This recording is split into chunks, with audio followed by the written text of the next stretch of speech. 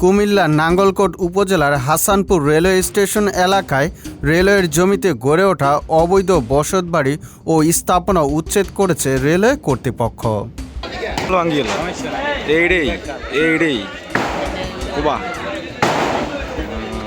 দীর্ঘদিন ধরে রেলওয়ের জমি দখল করে গড়ে তোলা হয় একাধিক ঘরবাড়ি।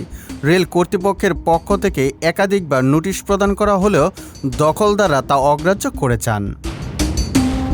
অবশেষে আজ নির্বাহী ম্যাজিস্ট্রেটের নেতৃত্বে রেলওয়ের পক্ষ থেকে অভিযান পরিচালনা করে এসব অবৈধ স্থাপনা উচ্ছেদ করা হয়। রেলওয়ে কর্মকর্তারা জানান, স্থানীয় সম্পদ রক্ষায় নিয়মিত অভিযান চলমান থাকবে। সুজিত মণ্ডল, সবার কথা।